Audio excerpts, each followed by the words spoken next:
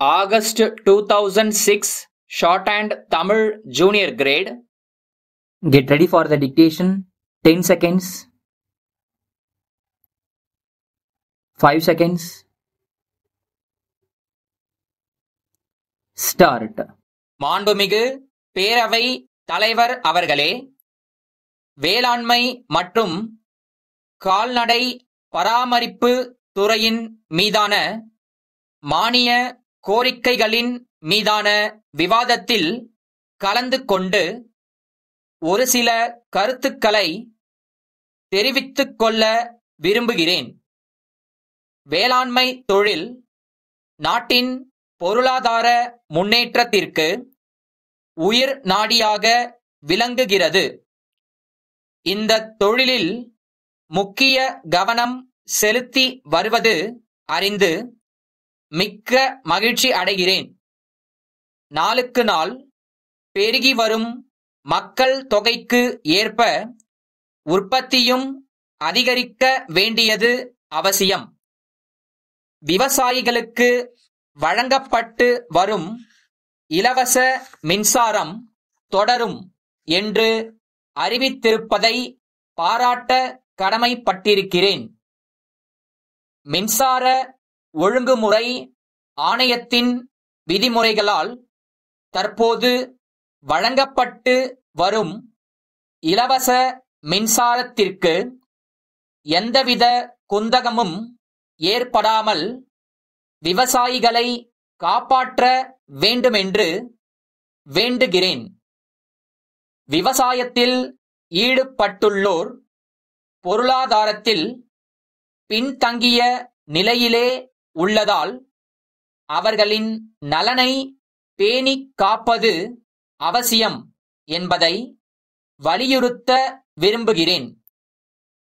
நவீன சாகுபடி முறையால் விளைச்சலை பெருக்க மானிய விலையில் தரமான விதைகளும் உரங்களும் உரிய நேரத்தில் விவசாயிகளுக்கு கிடைக்க வழிவகை செய்ய வேண்டுமென்று கேட்டுக்கொள்கிறேன். விவசாய பெருங்குடி மக்களிடத்தில் இருந்து வியாபாரிகள் விளைபொருட்களை வாங்கும்போது அரசுக்கு 50% லெவி அளித்துவிட்டு பின்னர் நிர்ணயிக்கப்பட்ட விலைக்கு விநியோகம் செய்ய ஆயுத்தமாகிறார்கள். மக்களுக்கு உணவுப் பொருட்களை வழங்க உரிமம் பெற்ற வியாபாரிகள் நியாயமான முறையில் நடந்து கொண்டாலும் இடையிலே சில சமூக விரோதிகள் குறுக்கிட்டு தவறுகள் செய்கிறார்கள். இத்தகைய போக்குகளை நன்கு ஆராய்ந்து ஒரு நல்ல முடிவெடுக்க நம்முடைய அரசு முன்வர வேண்டுமென்று கேட்டுக்கொள்கிறேன். விவசாயத்திற்கு அடுத்தபடியாக கிராம மக்கள் நம்பியிருக்கிற தொழில் கால்நடை வளர்ப்பு. கால்நடை துறைக்கு கூடுதலாக நிதி ஒதுக்கி இருக்கிறார்கள். இருப்பினும் கால்நடைகள் நோய்வாய்ப்படும் போது உடனடியாக சிகிச்சை அளிக்க கிராம மக்களால் இயலவில்லை. இதனால் ஆடு மாடு வளர்ப்பவர்கள் கோழி வளர்ப்பவர்கள் பாதிக்கப்படுகிறார்கள். எனவே அரசு கூடுதலாக கால்நடை மருந்தகங்களை கிராமங்களில் திறக்க வேண்டும்.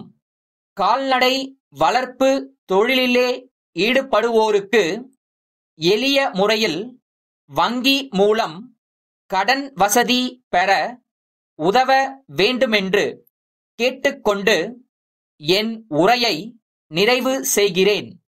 சென்னை தியாகராய நகர் வடக்கு உஸ்மான் சாலையில் உள்ள விசாலம் இயற்கை மூலிகை நிலைய நிர்வாகி, கோயம்புத்தூர் காந்தி சாலையில் உள்ள செல்வி அழகு நிலையத்திற்கு எழுதும் கடிதம்.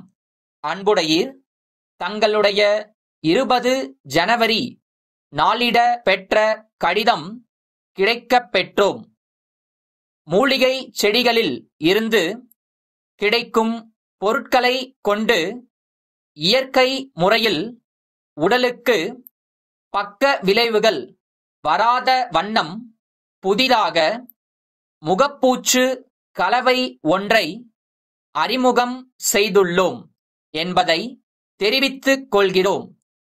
இதனை முகத்தில் பூசிக் கொள்வதால் வெயிலின் தாக்கத்திலிருந்து முகத்தை பாதுகாப்பதோடு முகத்தில் கரும்புள்ளிகள் விழுவதையும் தடுக்கலாம். இந்த முகப்பூச்சு கலவை பெண்கள் மத்தியில் வரவேற்பை பெறும் என்பதில் ஐயமில்லை. கோயம்புத்தூர் பகுதியில் விற்பனை செய்யும் முகவராக தங்களை நியமிப்பதில் மகிழ்ச்சி அடைகிறோம். இதற்கான ஒப்பந்தத்தில் கையொப்பமிட்டு அனுப்புமாறு கேட்டுக்கொள்கிறோம். தங்கள் நம்பிக்கையுள்ள